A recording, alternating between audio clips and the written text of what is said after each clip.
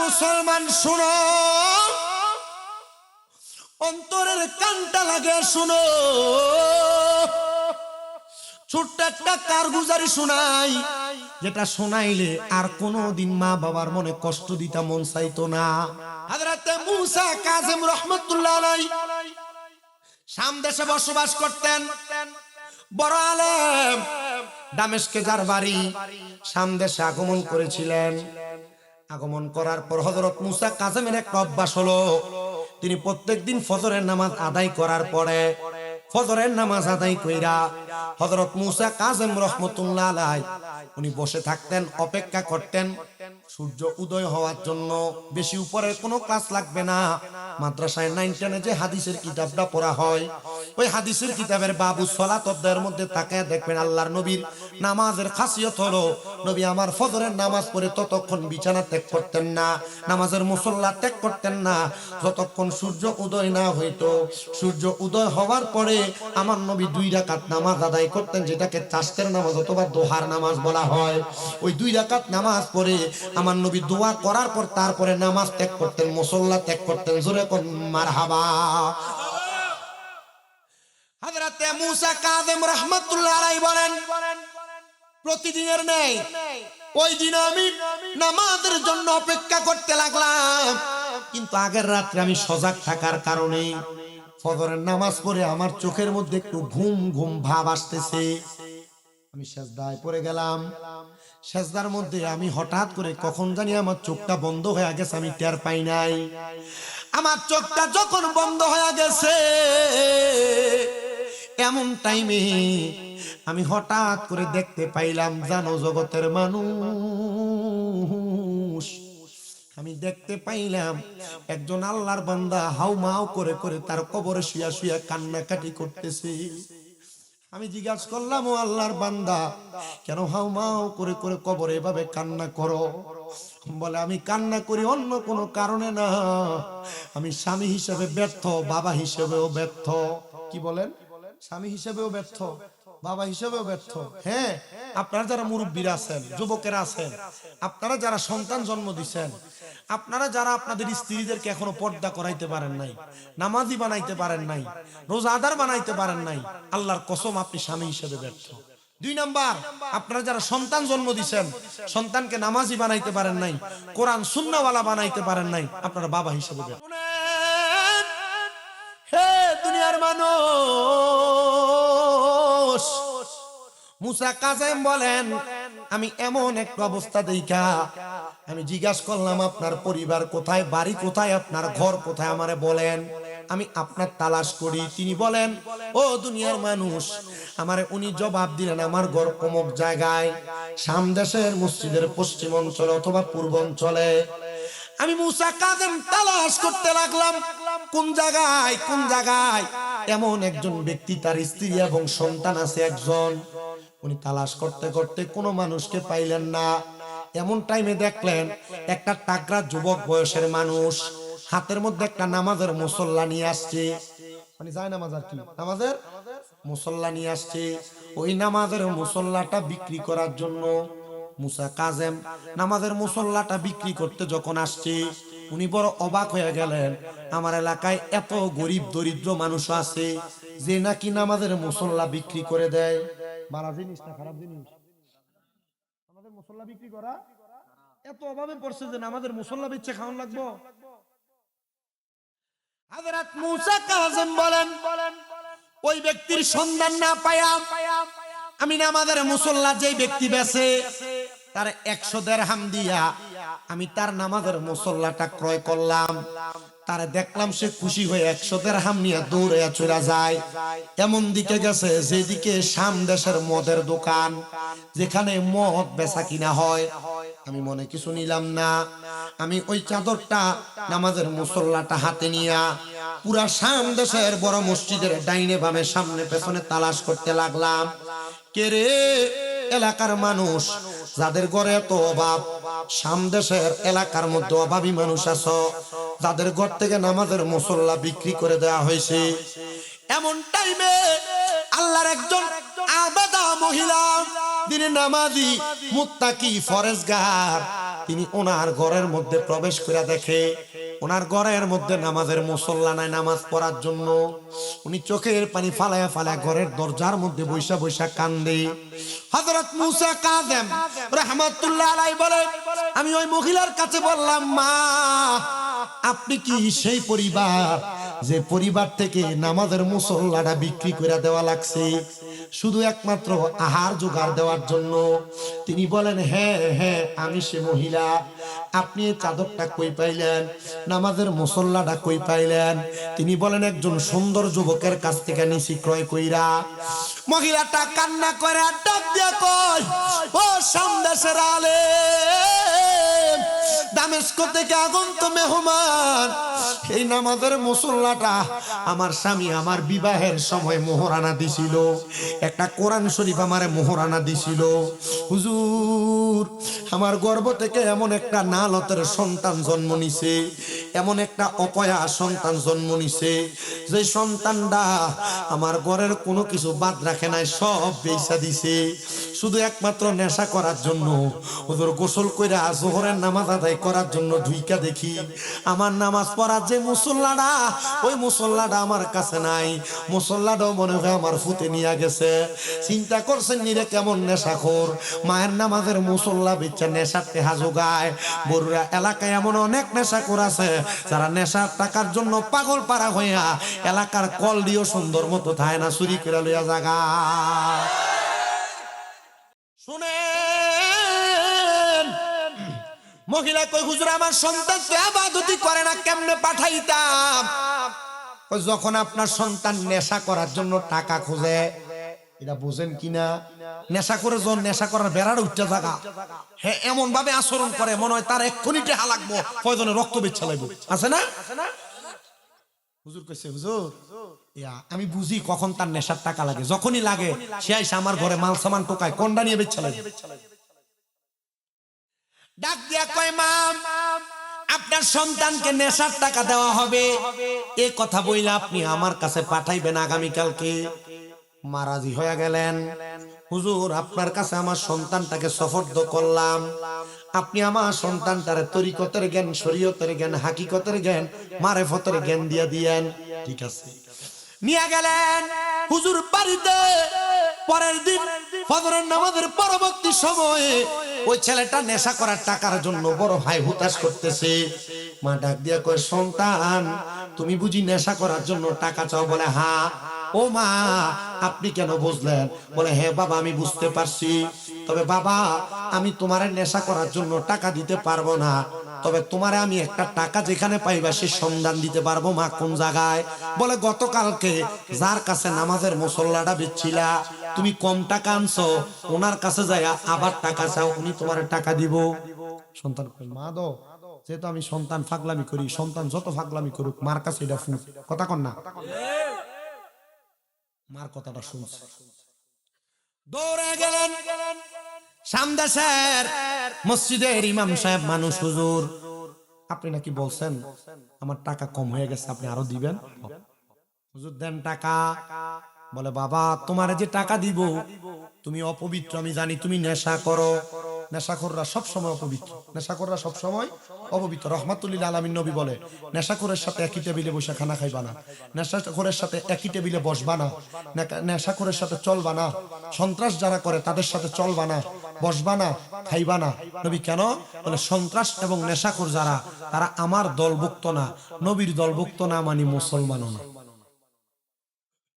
নেশা করে এবং সন্ত্রাস। আর আমরা এলাকার জোয়ান ফলাফাই নিয়ে হুন্ডাটা কিনা এলাকার গান জুটি ফান জুটি জেডিয়া সেডির লগে ভাই বন্ধু হেরে যদি একটা শটকনা মারে 10-15 হুন্ডাই জেডিয়া এডি চেহারার দিকে সাউন্ড জানা, বাবা খাইয়া শক্তি আপনি ভিতরের দিকে দেয়া চেহারাটা এর পক্ষে 10টা কথা কইতো এই হুন্ডা লইয়া সব দিন নেশাখোর আসেনি এমন কারে মারলে 10-15টা হুন্ডা লইয়া যেডিয়া এডি অন্য এলাকার, এই তুই কই তেলি তার লগে আমরা কাজ যা, তুই আইস কই থেকে তোর এলাকা কই, এই তে আমরা বন্ধু, এটার নাম দিছে কিশোর গ্যাং। আসেনি? সাবধান, সতর্ক এদের থেকে, নিজের সন্তানকে বাঁচায় রাখবে। বন্ধু বান্ধব হবে ভালো মানুষ, উল্টা পাল্টা লোকরে বন্ধু বানাইবো এ ফলা বাদ হয়ে যাবে। আসেনি? শোনে নেবা হুজুর কয়, বাবা তুমি অপবিত্র। তোমাকে আমি আমার এই অর্থ দিতে পারবো না, আমার অর্থ পবিত্র। শাম দেশের বড় মসজিদের সামনে সুন্দর একটা কূপ, যাও ওই কূপের ভিতরে গোসল করো, তাহলে তুমি টাকা পাইবা। কূপের ভিতরে বালতি ফালাইয়া পানি তুইলা গোসল করছে, সুন্দর টাকা দিয়ে দিচ্ছে। কিন্তু ফোলা দেহে মহিদপুর থেকে বরুড়া বাজার যাইব মদ কিনবার লাগিয়া, স্বাভাবিক বুঝাইতেছি, বরুড়া বাজার যাইব মদ কিনবার লাগিয়া, অথবা সিঙ্গুর যাইব বা জলম যাইব, যাইতে দেয় রাস্তা দিয়ে হাঁটার সময় যত মানুষ তার দেহে দৌড়ে দৌড়ে পালায় যায়। নেশা যেই দোকানে কিনবো ওই দোকানে ঢুকতেছে, অন্যদিন নেশা করার জন্য তারা ডাইকা ডাইকা ঢুকায়, আর ওই দিন তারে দেখে দেখে সব পালায় পালায় যায়। চিন্তা করছে, যেহেতু দোকানের মালিক নাই, নেশাদ্রব্য ফালায় তারা পালায় গেছে, আমরা এখানে একটু অবস্থান করি। এখান থেকে আবার বাড়িতে গেছে, বাড়িতে যায় দেখে মা তার চেহারা দেখিয়া মাও বেহুশ হয়ে পড়ে গেছে, মুখটা লুকাইয়া তার এক দোস্তের সামনে যে আমজা করে, দোস্ত আমার এই অবস্থা, মানুষ আমার দেখলে পলায়ন করে, আমার নিজের মা বেহুশ হয়ে পড়ে গেছে, এমন অবস্থা কেন একটু বলেন। দোস্ত জবাব, চায়ের দিকে চেহারার দিকে চাইয়া তিনবার বেহুশ হয়েছে। চতুর্থবারের সময় জবাব দেয়, ভাই তুই কে?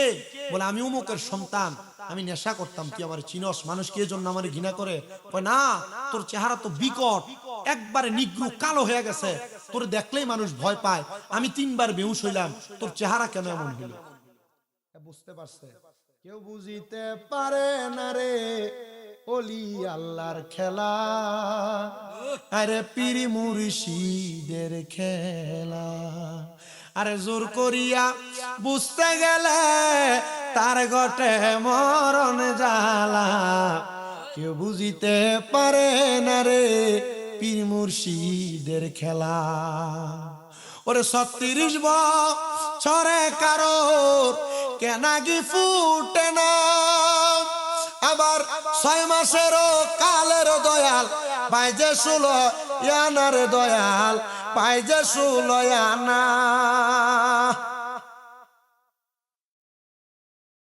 দয়াল জোর করিয়া বুঝতে গেলে তার ঘটে মরণ জ্বালা, কেউ বুঝিতে পারে না রে ওলি আল্লাহর খেলা, আরে পীর মুর্শিদের খেলা। জবান বন্ধ নাই, জোরে জোরে কোন আল্লাহু আকবার। এখন বুঝছি এটা সামদাসের মসজিদের ইমাম সাহেবের ওই কাম, যেটা আমার মা ইমাম সাহেবের খবর দিতে, আমার মা হয়তো ইমাম সাহেব এমন কিছু কইছে, ইমাম সাহেব আমার টেহা দিছে, কিন্তু আমার চেহারা কালো হয়ে গেছে। হুজুর কেউ আমার জায়গা দেন, আপনি আমার জায়গা দেন। হুজুর কয় ঠিক আছে, আমার কাছে তো জায়গা। যারা সুন্নি মুসলমান তাদের জায়গা অসহায় হওয়ার পরে কোনো জায়গায় না থাকলে আল্লাহর ওলির দরবারে আছে, আল্লাহর ওলির দরবারে 5 ওয়াক্ত না থাক, 1 ওয়াক্ত হইলে একটু সিন্নি আর খিচুড়ি মিলবো, আর এটা খাইও ইমানদার মৌলবি বাঁচবো। কথা কন না?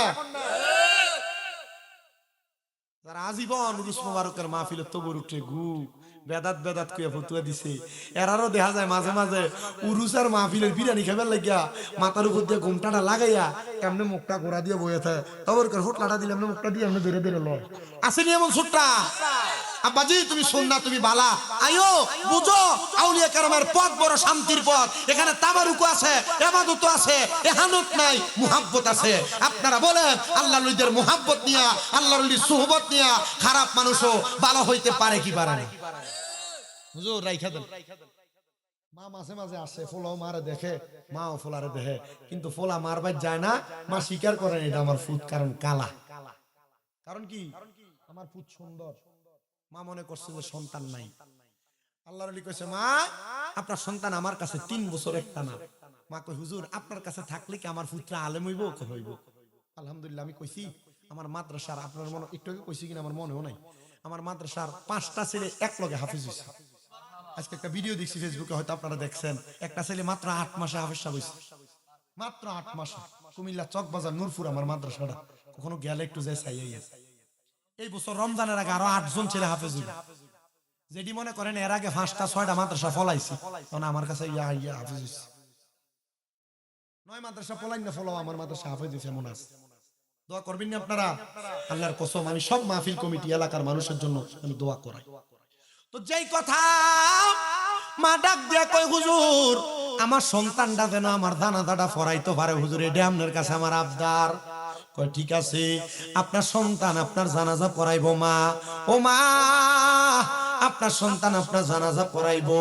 আবার ওই ছেলেটা 3 বছর পর্যন্ত এলাকার মধ্যে, কিন্তু 3 বছর পরিপূর্ণ না হইলে এলমে শরীয়ত, এলমে তরিকত, এলমে হাকিকত, এলমে মারেফত 4 প্রকারের এলেম অর্জন হবে না। হুজুর ওয়াদা দিছে, রে যুবক, আমার দরবার থেকে 3 বছর পরে চলে যেতে পারবা, তাহলে তুমি 4 প্রকারের এলেম অর্জন করতে পারবা, এর আগে তুমি যাইতে পারবা না। ওই সন্তান 3 বছর একটানা খেদমত চালাইছে, এর মধ্যে 2.5 বছরের মাথায় তার মা ইন্তেকাল করছে। সন্তান তার মার জানাজার নামাজেও যাইতে পারে নাই। যাইব কেমনে? মানুষ তার দেখা দেখা ভয় পায়। হুজুর নিজে ঘোড়ার পিঠে উঠা চইরা চইরা সন্তানের মার জানাজাটা পড়াইছে। আরে ওই সন্তান চেহারাটা কালো নিগ্রু, মার জানাজাটা কেমনে পড়ব? মানুষ তো তার দেখলে পলায়া পলায়া জায়গা। সন্তান এই দোষে তার মার জানাজার নামাজে যায় নাই। হুজুর নিজে তার মার জানাজাটা পড়ায়া বাড়িতে আসছে। সন্তান কান্দে, ঘুমায় না। 3 বছর যখন শেষ হয়ে গেছে, সন্তান রে হুজুর ডাক দিয়া কয়, বাবা যাও, তুমি তোমার আম্মার কবরটা জিয়ারত করো। সন্তান কই, হুজুর আমার চেহারাটা কালো, এলাকাতে গেলে মানুষ আমার দেখা পলায়া পলায়া যাবে, হুজুর আমি কেমনে যাইতাম? বলে, বাবারে কবর জিয়ারত করলে শর্ত হলো পবিত্র হওয়া লাগে। যাও, তুমি পবিত্র হওয়ার জন্য ওই যে কুয়ার মধ্যে 3 বছর আগে গোসল করছিলা, আরেকবার ওই কুয়াতে গোসল করো। আবার কইছে গোসল, আবার পানি উঠে গোসল করছে। বাবা আজকে যে এলাকায় যাবেন মার কবর জিয়ারত করতে, আমার ঘোড়াটা নিয়ে যান। ঘোড়ার পিঠে উঠছে। হুজুর বলছেন যে আমার যে আজকান পাঞ্জাবি 3 বছর তো কামাল হয়ে গেছে, যান আমার পাঞ্জাবিটা পইরা যান, আমার মাথার পাগড়িটা লাগাইয়া যান। গেছেন। এলাকার মানুষ স্বাগতম স্বাগতম জানায়। আহা, তিনি এলাকার মানুষ নিয়ে কবর জিয়ারত করলেন। উনি বলেন, আমি বুঝতে পারলাম না কেন এমন অবস্থা হলো। মানুষ আমার আগে দেখা দেখা পলায়ন করতো, আজকে কেন তারা আমারে ফুল দিয়া স্বাগতম জানায়? আমার মার কবর জিয়ারতের সময় তারা এত মানুষ আমার সামনে। আমি কারোর কাছে প্রশ্ন করলাম না, আমি আবার গোড়াটা ঘুরে কবর জিয়ারত করে আমার হুজুরের কাছে গেলাম। দরজাটা বন্ধ কইরা আমি জিজ্ঞাসা করলাম, হুজুর এটার হাকিকতটা বলেন। ডাক দিয়া কয়, বাবা তুমি কি তোমার চেহারা সম্পর্কে এখন জানো? বলে, হুজুর না। বলে, জিগাও না কাউরে। সবাই কয়, এত নুরানি চেহারা, তুমি তোমার মার জানাজার নামাজ পড়াইতে এই সুরত লই আইছিলা? ফলাকে আমি তো জানাজাই পড়াইছি না। জানাজা পড়াইছে কে? ওস্তাদ। এই সুরত আইলা কই? সবাই কয় মার জানাজাটা তো এই শুরুতে পড়ে গেছিলা। সন্তান কয়, না না আমি আসি নাই। হুজুর কয়, বাবারে আমি আল্লাহ তাআলার কুদরতি হালত ধারণ কইরা তোমার সুরতে তোমার আম্মার জানাজা পড়াইছি।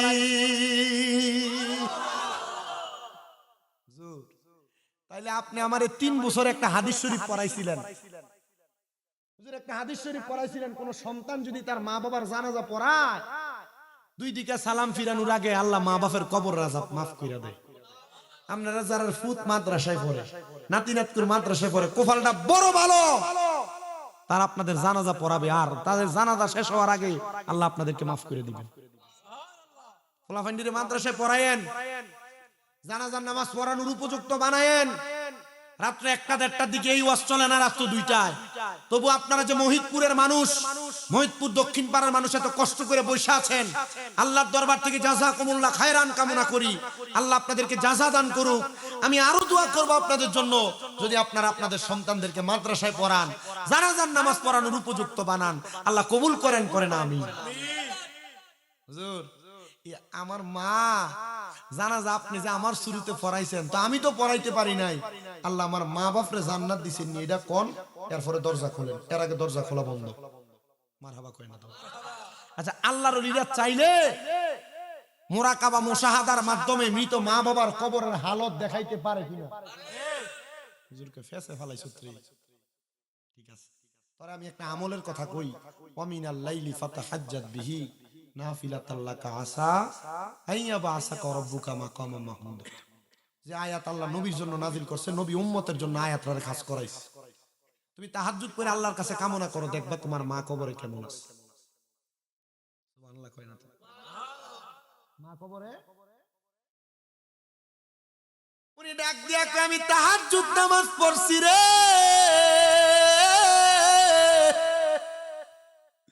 আমি নামাজ পড়া চক্ষু বন্ধ কইরা আমার মৃত মা, আমার মৃত আব্বার জন্য আল্লাহর কাছে কান্দা কান্দা দোয়া করতে করতে আমি নামাজের মুসল্লাটার মধ্যে বেহুশ হয়ে পড়ে গেছি। এমন টাইমে আমি দেখছি একজন পুরুষ আর একজন মহিলা সুন্দর একটা খাবারের থালা নিয়া তারা খাবারগুলা আহার করতেছে। আমি তাকে দেখলাম, এর মধ্যে আমার মারে দেখা যায়। আমি তাকে দেখলাম, এর মধ্যে আমার আব্বারে দেখা যায়। আমি জিগাইলাম, ও মা, ও আব্বা, আপনারা দিয়ে এত সুন্দর সুন্দর খানা খাইতেছেন, আমার আল্লাহ আপনাদেরকে মাফ করছিনি? মা বাপ আমারে ওই কানতে কানতে বেহুশ অবস্থায় আমার মাথার মধ্যে হাতটা বলে ডাক দিয়া কয়, আব্বা, আমার আল্লাহ আমরা মা বাপরে মাফ করে দিছে। আর কেন মাফ করতো না? তোমার মতো একটা সন্তান আলেমী দিন হয়ে গেছে, আর আমরা মা বাবার জন্য দোয়া করছে, আমার আল্লাহ তো এমনি এমনি মা বাপরে মাফ করে দিছে। মহিতপুরের যুবক, মহিতপুরের মুরব্বী, মহিতপুরের আমার পর্দার অন্তরালের মা বোনেরা, তোমরা কারা এমন মা বাপ মাটি দিয়ে আজকের মাহফিলে বসছো? বড় মায়া মায়া, মা বাপ বড় কষ্ট করে তোমরা মানুষ করছে, মা বাপ বড় কষ্ট করে খাওয়াইছে, মা বাপ বড় কষ্ট করে তোমরা পড়াইছে। মা সকালবেলা পান্তা ভাত গুলা খাইছে না, মা রাইখা দিতে আমার ফুতে রোজি দিয়ে আইলে পানি ভাতটা খাইলে আমার সন্তানের কলিজাটা ঠান্ডা হইব। আরে এখন 2-3 বেলা না খেয়া থাকি, কেউ একবার খবর লয় না। আগে এক বেলা না খাইলে মা বারবার ডাক দিয়া কইতো, পুত্রে ভাত দি খাইছস না? পেটটা দি পিঠের লগে লাগিয়া রইছে। আরে এখন না খেয়া থাকলে কেউ একবার জিগায় না, জিগাইব কে? মা কবরে। ও সন্তান, অনেকেই বসছো, তোমরা আব্বা রোদের মধ্যে পুইরা রক্তরে পানি কইরা তোমরা মানুষের মতো মানুষ করছে। আব্বা নতুন কোন জামা কাপড় পরছে না, তুমি সন্তানরে নতুন জামা কাপড় কিনা কিনা পরাইছে।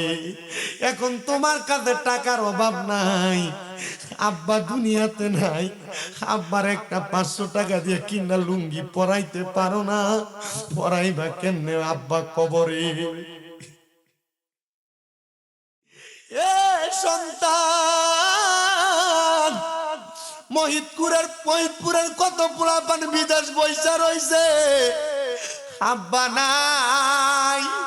আজকে ওয়াদের দিনে আব্বার হাতে 100 টাকা হাত খরচ করবার লেগে দিতে পারে নাই। হে সন্তান, আব্বা যে কবরে, ওই আব্বার জন্য কি তোমার মায়া লাগে না? আব্বা কতদিন হইছে মইরা গেছে, একবারও তো আব্বার খবর নিতে পারো না। আব্বা প্রবাসে থাকলে, বিদেশে থাকলে ফোন করে করে আব্বার সঙ্গে কথা বলতা। এখন আব্বারে এমন ঘরে শোয়া দিয়ে আইছ, আব্বার সঙ্গে একবার কথাও বলতে পারো না। আব্বা কি খাইছে জানো না, আব্বা কি পড়ছে জানো না। ও বড়ুরা মহিতপুরের বাবা, ওই আব্বাজান কবরে কেমন আছে তুমি জানো না? বাবা তুমি কেমন আছো ছোট মাটির ঘরে? তোমার কথা হৃদয় মাঝে পড়ছে বারে বারে, ভালোবাসি তোমায় বাবা, বুকটা যে যাই ছিঁড়ে, তোমার কথা হৃদয় মাঝে পড়ছে বারে বারে, বাবা গো ও বাবা, বাবা গো বাবা। কত প্রবাসীরা বাপ হারায়া মা হারায়া প্রবাসী কান্দে। আমি যেই কথা বলতেছিলাম, অনেক প্রবাসীও বিদেশে থাইকা মা হারায়া বাবা হারায়া কান্দে। গত বছর আমি উমরাতে যাওয়ার পরে আমি দেখছি আমার একটা ভাই জামালপুরে বাড়ি, যার নাম জাকারিয়া, মক্কার সামনে দাঁড়ায় দাঁড়ায় তাওয়াফ না কইরা দাঁড়ায় দাঁড়ায় কান্দতাছে। আমি জিগাইলাম ভাই কান্দো কেন, কারণটা কি? আমারে ডাক দিয়ে কই হুজুর কান্দি কেন জানেন? আমি আজকে 6 বছর বিদেশ করি, আমার টাকার অভাব নেই, আমার ব্যাংকে অনেক টাকা, কিন্তু হুজুর আমার কোনো শান্তি লাগে না। হুজুর কারণ কি জানেননি? আমি জিগাইলাম কারণটা কি একটাবার বলো। হে আমার মক্কার সামনে দাঁড়ায় দাঁড়ায় কান্দে আর কই হুজুর আমি এলাকার সবচাইতে বাজে ছেলে ছিলাম, এলাকার এমন কোন ঝগড়া নাই যার বিচার আমার আব্বার কাছে যাইতো না। আমার আব্বা আমার জ্বালা যন্ত্রণায় আব্বা জানের 4টা দুধের গরু ছিল বিক্রি কইরা আমার আব্বা আমারে বিদেশ পাঠানোর জন্য 3 লাখ টাকা দিয়া দিছে। হুজুর ভিসা যখন সাবমিট হয়ে গেছে, কনফার্ম হয়ে গেছে, আমার বিমানের টিকেটের জন্য আমার আম্মা জান ওনার গলার সিনটা বিক্রি করে দিছে। বিক্রি কইরা আমার আম্মা জান আমারে বিদেশ পাঠানোর ব্যবস্থা করছে। আমার আব্বা জান যাওয়ার সময় আমারে চলার জন্য কিছু টাকা দিব। আমার আব্বা কোরবান দেওয়ার জন্য ছোট একটা গরু রাখছে। হুজুর ওই গরুটাও কোরবান দেয় নাই, আমার আব্বা গরুটা বেচে আমার হাতে টাকাটা দিয়া দিছে। হুজুর আমি এয়ারপোর্ট দাঁড়ায় আব্বারে কইছি, আব্বা আপনি যে আপনার সবটি গরু বেচছেন, কোরবানির গরুটাও বিক্রি করে দিছেন, আব্বা গো কোরবানি দিবেন কেমনে?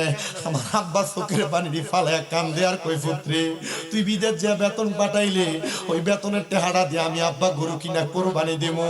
হুজুর জানেন নে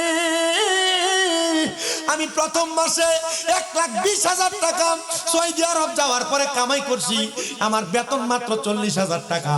আমি বকশিস পায়া পায়া টাকাগুলা জমায়া আমি আমার আব্বার অ্যাকাউন্টে টাকাটা পাঠাইছি। আমি আমার বোনের মোবাইলে কল দিছি আমার আব্বারে মোবাইলটা দেওয়ার জন্য। আমার বোন কোনো কথা কয় না, আমার বোন চিৎকার দিয়া ডাক দিয়ে কয় বাইরে আব্বারে টাকা দিবার লাইগা তুমি খবর কইতা ফোন দিছ, আব্বা দুনিয়াতে নাই। হুজুর আমার আম্মা আমারে কইছিল আমি যদি কোনো সময় কামাই রুজি করি আমার মারে আমি মক্কা মদিনায় না হজ করাইতাম। হুজুর আমি প্রতি মাসে 2 বার মক্কা মদিনা আসি। হুজুর আমি মক্কা মদিনা আসলে আমি হজ করতে করতে আমার চোখের পানি বায়া বায়া পড়ে। আমার ব্যাংকের টাকার অভাব নাই, আমার মা বাবার বড় অভাব। আমি আমার মা বাপরে হজ করাইতে পারি নাই, আমি আমার মা বাপরে কোরবানি দিতে টাকা দিছি। আমার আব্বা আম্মা আমার কোরবানির টাকা দিয়া কোরবান দিতে পারে নাই। হুজুর কোরবানির এদার 2 দিন আগে আমি টাকা পাঠাইছি আমার আম্মার টাকা কোরবান দেওয়ার জন্য। হুজুর ওই দিনও আমার আম্মা যান ওই টাকা রাখছে, পরের দিন আমার চাচার কাছে কোরবান দিতে টাকা দিব গরু কিনে আনার জন্য। হুজুর পরের দিন সকালে আমার মাটা ঘুম থেকে উঠছে না। চিন্তা করে দেখছেন নি এমন অনেক প্রবাসীরা বিদেশে মা বাপরে কবরের তলে দিয়া তারা টাকা কামাই করে, তার আর মনে কোনো শান্তি নাই। কোটি টাকা কামাই করতে পারবা, মা বাবার মনে কষ্ট দিবা, কোনো শান্তি পাইবা না। এখনো সুযোগ আছে, মা বাবার মনে কষ্ট দিও না, আম্মা আব্বার খেদমত করো, টাকা পয়সা মা বাবার কাছে দাও। ও সন্তান আমার আম্মা অসুস্থ হওয়ার পর আমি হিসাব করে দেখছি প্রায় 7.5 লাখ টাকার উপরে আমার খরচ। আমি ডাক্তারের কাছে যেদিন সর্বশেষ গেছি আমি কইছি ডাক্তার সাহেব পারলে 10-15 লাখ টাকা নিয়ে যান, আমার মাটা যেন পরবর্তীতে হাঁটতে পারে এমন ব্যবস্থা করেন। আমার মাথায় হাতটা বলে কই শামীম সাহেব টাকা দিলে তো মানুষ সুস্থ হয়ে যায় না। আমি ওই দিনই নিয়ত করছি আল্লাহ এই টাকাটা আমি আমার আম্মা আব্বা ছোট ভাইয়ের জন্য রাইখা দিলাম। আল্লাহ যেদিন আমার আম্মারে দেখলাম আমার আম্মা স্ট্রেচার ছাড়া সুন্দর করে হাঁটতে পারে, ওই দিনে আমি আমার আম্মা আব্বারে লইয়া মক্কা মদিনা যেয়ে হজ করতে যাবো। ও সন্তান তোমরা যারা তোমাদের মা বাবারে হজ করাও না, চিন্তা করো আব্বা জমি বেচা হজে গেলে আমার বাগে একটু কম পড়ব, আরে তোমার মতো বোকা পৃথিবীতে আর কেউ নাই। ক্ষেতের দিয়ে একটু বেচাপ বাটারে হজে পাঠাও, আম্মাটারে হজে পাঠাও। যদি বড় হজ না পারো উমরা হজে হইলো পাঠাও।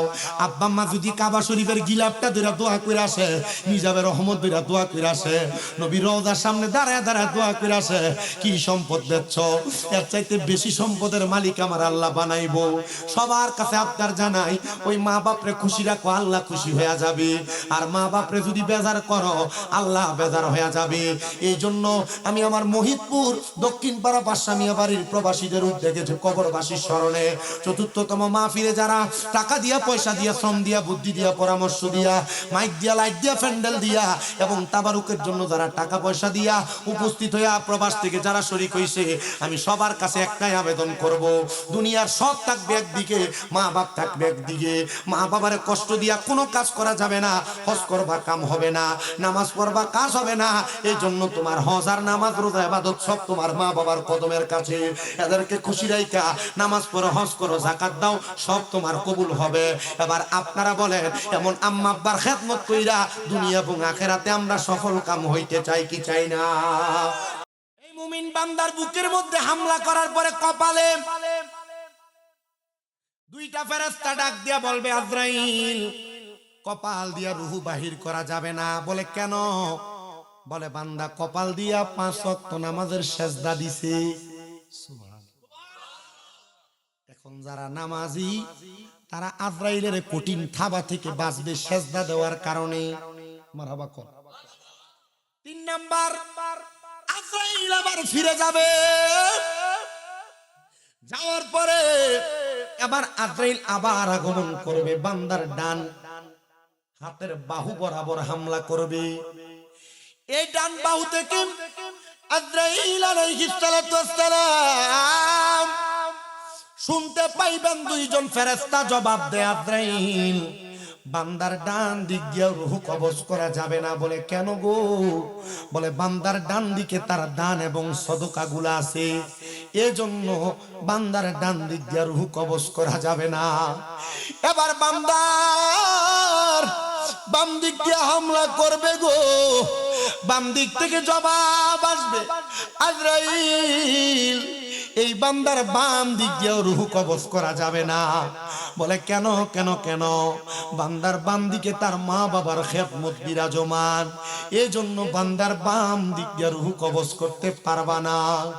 আজরাইল আলাইহিস সালাতু ওয়াস সালাম দাঁড়ায় থাকবেন বিরাজমান। আমার আল্লাহ তাআলার হুকুম আজরাইলকে করবেন, আজরাইল শোনো শোনো শোনো, আজরাইল শোনো রে, অল্প কিছুক্ষণ পরে এই বান্দা মুমিন, নামাজি, মুত্তাকি, দান সদকাকারী, মা বাবার খেদমতকারী হওয়ার কারণে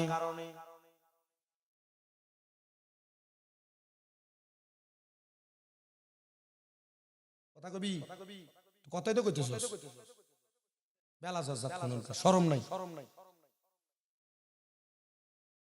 মানুষ নিরাল হয়ে গেছে ওয়াজ শুনতে, যারা কথা কই দাঁড়াই দাঁড়াই।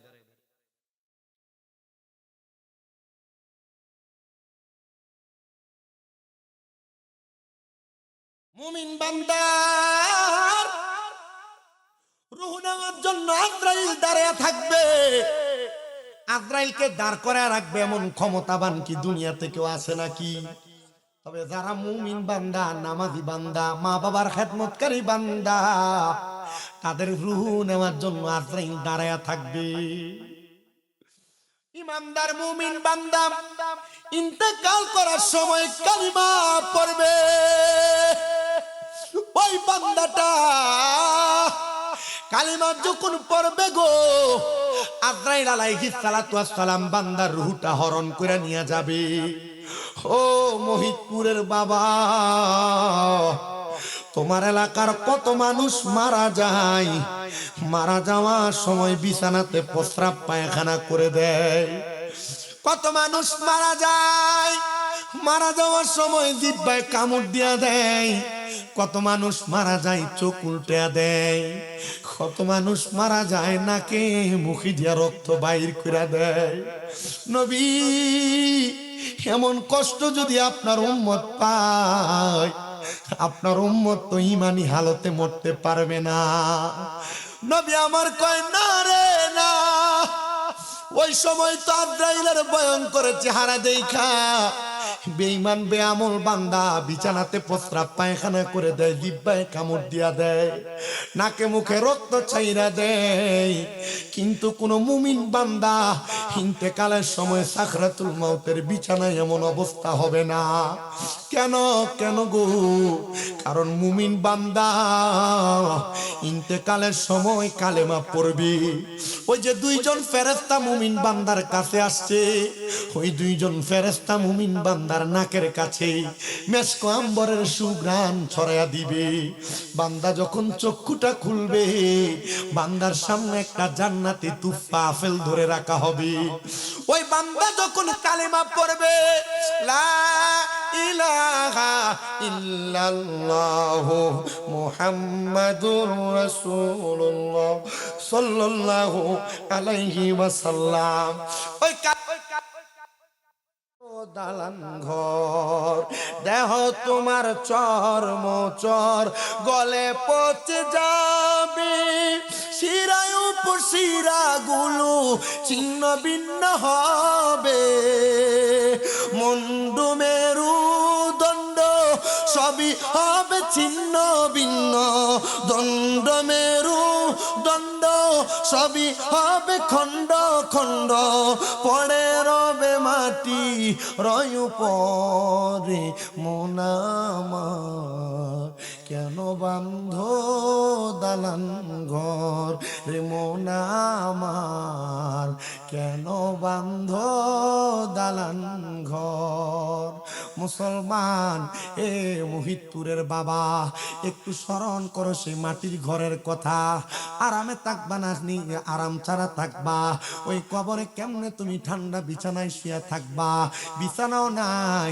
পুরুষ মানুষ হইলে 3টা কাপড় দিয়া, নারী হইলে 5টা দিয়া শোয়া দিয়ে আসার পরে কুকুর শিগাল তোমার শরীরের চামড়া টাইনা টাইনা খাবে। কিন্তু যদি কোনো মুমিন মারা যায়, আমার আল্লাহ ঘোষণা করে, বান্দা ওয়ালা তাকুলু লিমান ইউকতালু ফি সাবিলিল্লাহি আমওয়াত বাল আহইয়াউ ওয়ালাকিন লা তাশউরুন। যারা মুমিন মুত্তাকি আল্লাহর পথে শহীদ হয়ে যায়, তোমরা তাদেরকে মরা বইলো না। আল্লাহ কি বলবো? আল্লাহ কয় বাল আহইয়াউম, তারা হলো জিন্দা, ওয়ালাকিন লা তাশউরুন, এদেরকে যারা মরা বলে তারা নির্বোধ, তারা বোকা, তারা বোঝে না। এবার আপনারা বলেন, শুধু মুমিন বান্দা না, আল্লাহর ওলি যিনি হযরতে ডক্টর আহমদ পেয়ারা বাগদাদি, আল্লাহর ওলি যিনি হযরতে আবেদ সাল মাদানি, আল্লাহর ওলি যত মাজার শরীফের মধ্যে শুয়ে আছে, ওই ওলিরও জিন্দা না মুর্দা? বিশ্বাস আছে? শুনেন আমার মুসলমান, ইমানদার বান্দার রূহ যখন কবজ করছে গো, ইমানদার বান্দার রূহটা ডাক দিয়ে বলবে আজরাইল। এবার আজরাইল আর ইমানদারের রূহের সঙ্গে কথোপকথন হয়। আজরাইল, আমার রূহ কেন তুমি এত আস্তে আস্তে নিয়ে যাও? বলে, বলো কি, তোমার রূহ কেমনে আর নিয়ে যাব? বলে, না না না, তুমি যদি জানতা আমার আল্লাহ তাআলা আমি ইমানদারের জন্য কত বড় নিয়ামত রেডি করে রাখছে, তাহলে তুমি আমার রূহটা এত আস্তে আস্তে নিয়ে যাইতা না, আরো তাড়াতাড়ি আমার রূহটা নিয়ে যাইতা। মুসলমান শুনো রে, ইমানদারের রূহটা নিয়া আজরাইল আলাইহিস সালাতু ওয়াস সালাম দুইজন ফেরেশতা সহ যখন প্রথম আসমানের দিকে যাবে, প্রথম আসমানের দিকে অসংখ্য অগণিত ফেরেশতারা দাঁড়ায়া দাঁড়ায়া আহলাও ওয়া সাহালান মারহাবান দুয়ুফুর রহমান, আল্লাহর মেহমান বলে বলে স্বাগতম জানাইবো। চিন্তা করছে মরার পরেও ইমানদারের কত দাম, মরার পরেও মুমিনের কত দাম, মরার পরেও ইমানদারের কত মর্যাদা, কত সম্মান। কেমনে রে মুরব্বী বাবা, বয়স হয়ে গেছে, নামাজ ছাড়ো? কেমনে রে যুবক, নামাজ ছাড়ো? আমার বুঝে আসে না। লুকিয়া লুকিয়া গুনার কাজ করে আমার বুঝে আসে না। যদি মুমিন হয়ে মরতে না পারো, ওই ফেরেশতারা যারা আহলান ওয়া সাহলান বলে স্বাগতম জানাইছে, ওই ফেরেশতারা বেঈমান বেনামাজি বেআমলের দিকে থু থু নিক্ষেপ করবে। আজরাইল ফেরেশতা নাকের মধ্যে পর্দা কাপড় লাগাইবে। কারণ কি জানো, বেনামাজি হারামখোর যারা, এদের শরীর থেকে এদের রূহ থেকে দুর্গন্ধ বের হবে, দুর্গন্ধ।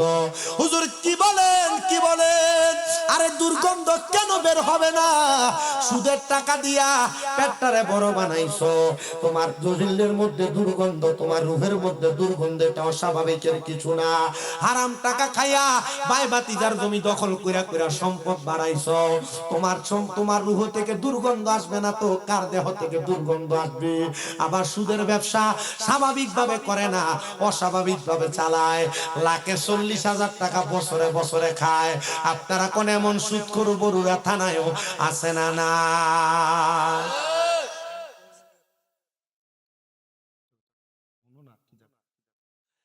আবার বেড়াইতে নিজে সুদে টাকা লাগায় না, এখন বাড়ি বাড়ি বেরিয়ে বইনের নাম দিয়া কয় আমার বইনে চলতে পারে না, তাই আমার কাছে 50,000 টাকা দিছে।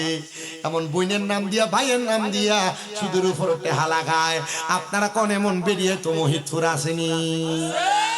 আপনি আছে কইলেও আছে, না কইলেও আছে, এইটা আমার আগে কই দিতেছে। সুদের ব্যবসা করে না, শুধু বেরিয়ে করে না সুদের ব্যবসা, শুধু আরেকটা সুদ আছে বড় মারাত্মক সুদি। বলো হুজুর কেমনে? এলাকাতে মানুষ সুদ কইব, এটা কই যায় উঠিস না। গত বছর মুরাদনগর এক মাহফিলে সুদের ওয়াজ করতাম, লাগানো যখন উঠতে গেছি গা, পরে কালেকশন হয়েছে কম। কালেকশন কম হয়, আমি শিখাইলাম কালেকশন কম হয়েছে, তোমরা এলাকার মানুষ দান সুদকা করে না। হুজুর করে, যারা দান করবে এরা উঠতে গেছে, এক পিচ উঠতে গেছে, যেটি উঠতে গেছে হুজুর সুদের ওয়াজ করছে যে সব সুদ করি লাগে উঠতে গেছে, এখন উঠতে যায় ওয়াজটা কমন পড়ছে, ঠিক না? এলাকায় বেরিয়ে চুপ করে আছে না নাই? বেড়ায় চুপ করে আছে না নাই? কালকে সকালে মহিতপুর এলাকা গরম, যে যে ওয়াজ শামীম রাজা কইয়া দিয়া গেছে, এই ওয়াজ এলাকা গরম। সুদখুরটি কালকে মুখ দেখাইতে পারতো না, সাধনে বইয়া কত কইতে পারতো না। দেখবেন দোয়ানে বইয়া বইয়া লম্বা লম্বা কথা কয়, খায় সুদের টাকা। আপনারা কোন এমন সুদ করো সমাজে আসেনি? তারা জবাব দেন নাই।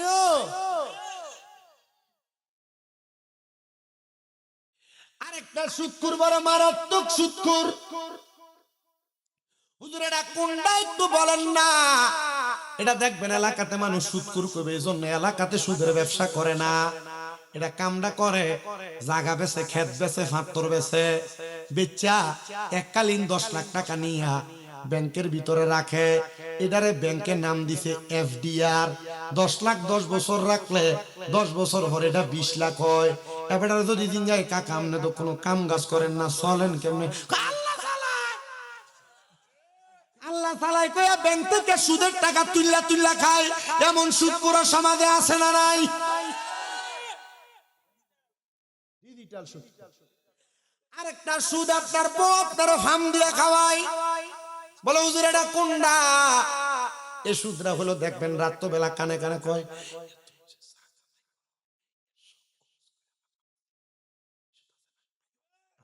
এফডিআর করি, ডিপিএস করি, ডিপিএস।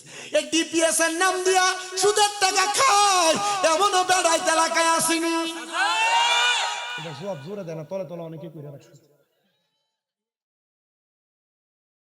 সম্ভব না। সুদখোর শুনো, হারাম করে না শোনো, যারা ঘুষ খাও, পরের হক মাইরা মাইরা খাও, শোনো। আমার নবী কয়, আমি নবী যখন মেরাজে গেলাম, আল্লাহ তাআলা আমি নবীরে 2টা নিদর্শন দেখাইছে, একটা জান্নাত আর একটা জাহান্নাম। আমি জাহান্নামে তাকানোর পরে আমি এক প্রকার জাহান্নামী দেখছি, যাদের পেটটা কাল বুয়ুতিন ঘরের মতো বড়। কি এর মতো? কাল বুয়ুতিন ঘরের মতো।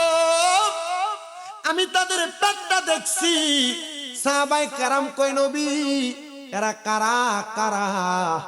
আমার নবী কয়, এরা হলো দুনিয়ার হারামখোরেরা, এরা হলো দুনিয়ার সুদখোরেরা।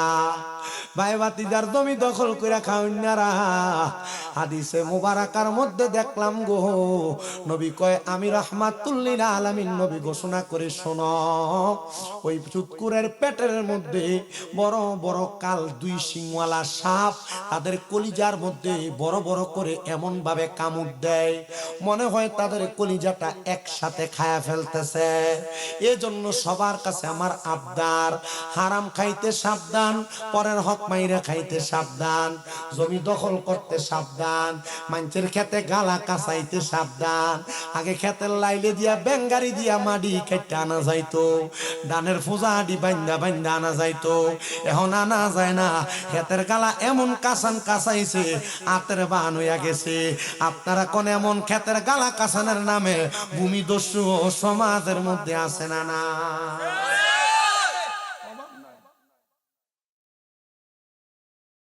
আপনাদের কি কষ্ট হইতেছে?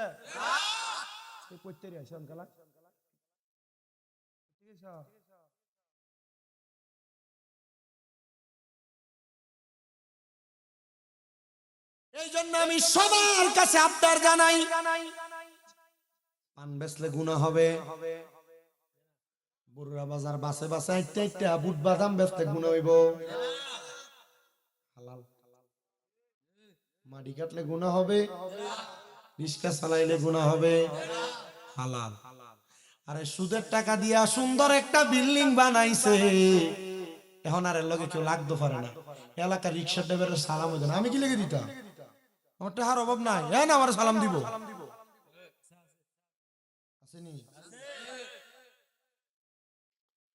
শোনো বাবা, তোমরা যারা এমন হারাম কাজের দিকে যাও না, আল্লাহ তাআলা তোমাদের জন্য সুখবর দেয়। আরে ও দুনিয়ার মুসলমান, এমন নিয়ামত আমার আল্লাহ দিব জানো, ওই নিয়ামতরা আমার আল্লাহ তাআলা ইমানদার মুত্তাকি বান্দাদেরকে দিব, হালাল খাবার খানেওয়ালা ইমানদারদেরকে দিব। ইমানদার বান্দাটারে কেমন ভাবে দিব শোনো, ওই বান্দাটা দুনিয়ার জমিনে থাকা অবস্থায় ওই বান্দা ইন্তেকালের পরে রূহ যখন আজরাইলে নিয়ে যাবে, আজরাইলে রুহুটা নিয়ে যাওয়ার পরে সাহাবায়ে কারাম কান্দে আর কই নবী রুহুটা নেওয়ার পরে বান্দাটারে কোন জায়গায় রাখবো, ঠিকানাটা একবার বলেন না। এবার আমার নবী কয় উম্মত ওই ঠিকানাটার নাম হলো জাযাউহুম ইনদা রাব্বিহিম জান্নাতু আদনিন তাজরি মিন তাহতিহাল আনহার, আল আনহারু খালিদিনা ফিহা আবাদা রাদিয়াল্লাহু আনহুম ওয়া রাদু আন যালিকা লিমান খাশিয়া রাব্বা। ওই পুরস্কারটা বড় সুন্দর। এই আয়াতের তাফসীর করলে আপনারা বুঝতে পারবেন, অনুবাদ করলে আপনারা বুঝতে পারবেন। আপনাদের যদি কষ্ট না হয় আমি আয়াতের ভঙ্গানুবাদটা করে শোনেন। আল্লাহ কয় শোনো, মুমিন বান্দা মুত্তাকি বান্দা কবরে যাওয়ার পর ওই বান্দার ঠিকানা হলো জাযাউহুম ইনদা রাব্বিহিম, আল্লাহর পক্ষ থেকে পুরস্কার জান্নাতু আদনিন, ওই পুরস্কারের নাম হলো জান্নাতুল আদন। আল্লাহ কেমন জান্নাত বলে তাজরি মিন তাহতিহাল আনহার, এত সুন্দর জান্নাত, ওই জান্নাতের নিচে দিয়ে একটা নহর প্রবাহিত হবে। ও আল্লাহ, ওই নহর প্রবাহিত ওলা জান্নাতে আপনার বান্দা কতদিন কতদিন কতদিন থাকবে? আল্লাহ কয় খালিদিনা ফিহা আবাদা, বান্দা চিরস্থায়ী বাসিন্দা হইয়া থাকবে, ওই জান্নাত থেকে বের হতে চাইবে না। আল্লাহ গো, ওই জান্নাতে কারা থাকবে? কয় রাদিয়াল্লাহু আনহুম ওয়া রাদু আন, যারা আল্লাহরে খুশি করেছে এবং আমার আল্লাহর প্রতি খুশি হয়ে গেছে, তারাই ওই জান্নাতের মধ্যে থাকবে। যালিকা লিমান খাশিয়া রাব্বা, যারা দুনিয়াতে আল্লাহকে সব চাইতে বেশি ভয় করছে, এরাই ওই জান্নাতের মধ্যে থাকবে, ওই জান্নাতে থাকবে। এবার আপনারা বলেন, আল্লাহরে খুশি কইরা আল্লাহরে ভয় কইরা আমরা সেই জান্নাতে যাইতে চাই কি চাই না? ইনশাআল্লাহ। রাদিয়াল্লাহু আনহুম ওয়া রাদু আন, এখান থেকে ওয়াজ আমার সাবজেক্ট। আল্লাহরে খুশি করছে যারা, আল্লাহ খুশি হইছে যাদের উপরে, এদেরকেই ওই জান্নাতুল আদন দেওয়া হবে। আমি হাদিসে মুবারাকার সমিশ্রণে যাচাই করে দেখলাম নবী আমার শিখায় রাদার রব্বি ফি রিদাল ওয়ালিদাইন, মা বাবার সন্তুষ্টিতে আমার আল্লাহ রাজি হয়, খুশি হয়, সন্তুষ্টি হয়, খুশি হয়।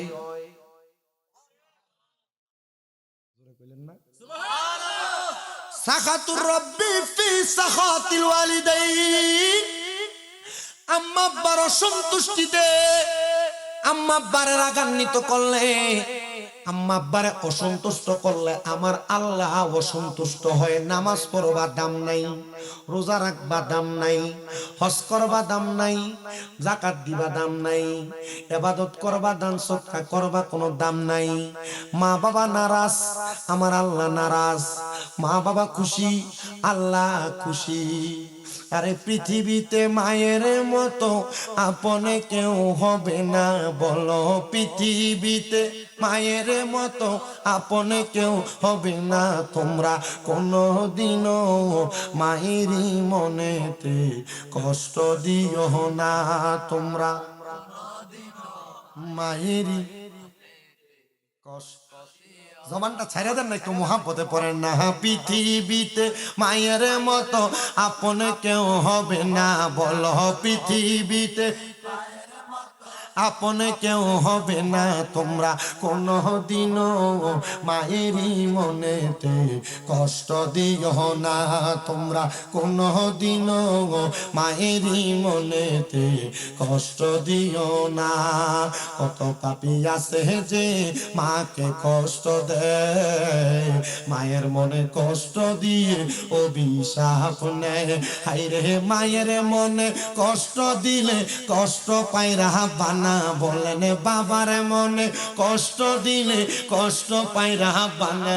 তোমরা কোনদিনও মায়েরই মনেতে কষ্ট দিও না, তোমরা কোনদিনও মায়েরই মনেতে কষ্ট দিও না।